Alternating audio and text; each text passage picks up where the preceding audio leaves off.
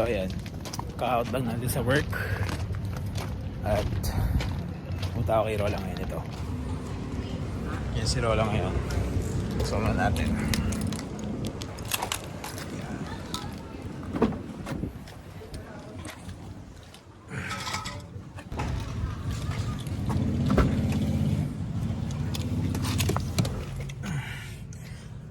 Start natin yung kotse.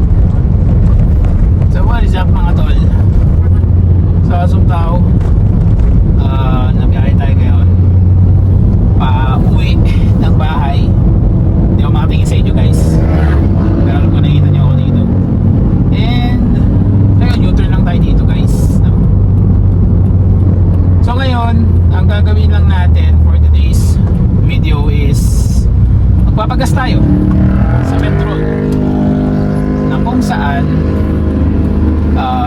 doon ako lagi nagpapagas sa petrol lang na yun dahil yun yung pinakamura, I think, na petrol dito sa Bacoor, I guess, na malapit sa amin. So ayun, sasama ko kayo at malaman natin kung magkano na ang gas doon sa petrol. So let's go.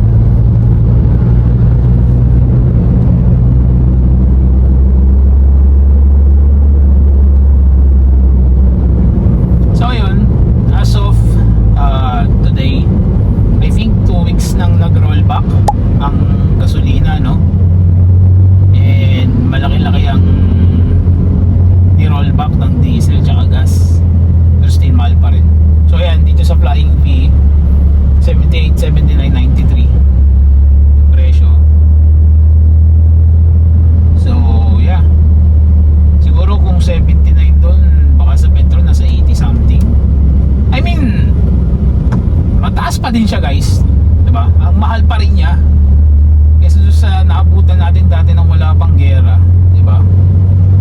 Ngayon yung 500 ko aaray ka na eh. Dati yung 500 umaabot ng kalahating tangke, ngayon hindi na eh. 1K na yung minimum eh para maabot ng kalahati.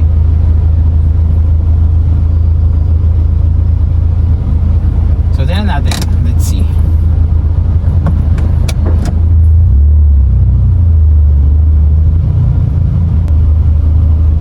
Alam nyo ba guys, share ko lang, alam nyo yung stoplight namin dito sa Molino Boulevard, napakatagal, like 2 minutes ata yan, tapos magigreen niya ng 30 seconds lang. What the heck, asan yung hustisya doon? 2 minutes ka pinaghintay, tapos 30 seconds lang ibibigay sa'yo para makaalis ka. Grabe naman. Wala, share ko lang. weird ng ganitong vlog na nagsasalita ako mag-isa na wala nakaharap na camera sa akin. Okay naman kayo, okay naman pa kayo dyan guys.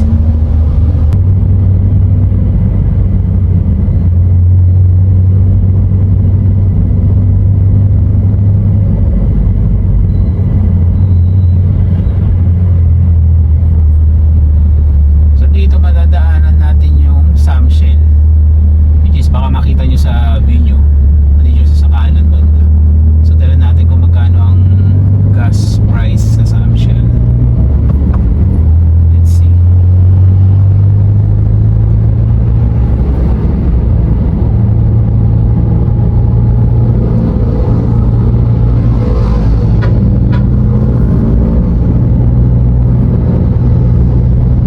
Ayan, parang di ko ata makikita. Parang ang layo ng signboard nila ng price.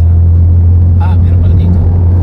So 89, 83, tsaka 101. Malaki na rin binaba. I mean, sa price hike dun una na sobrang umabot ng halos magpa 100 na I think. Dito sa pinaggagasan ko sa Petron, umabot siya ng pinakamataas niya I think is 96, 97. Yun yung pinakamataas na inabot. Pero ang bali-balita ko sa Manila is umabot ng 100 yung premium nila or yung 95 octane.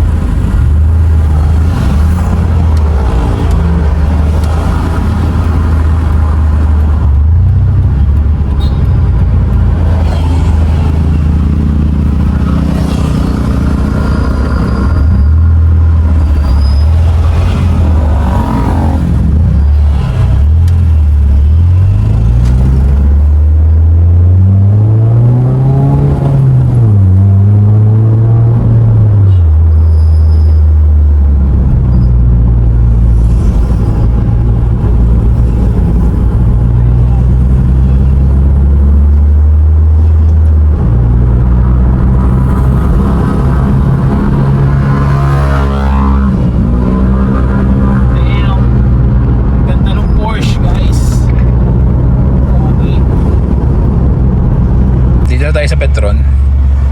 And ang presyo niya is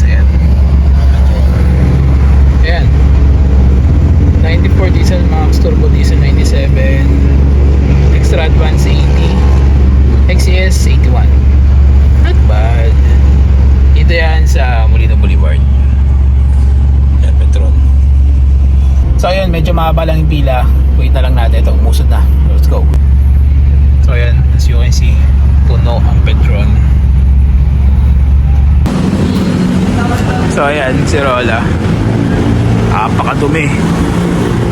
Bro. God damn. Ito natin yung presyo.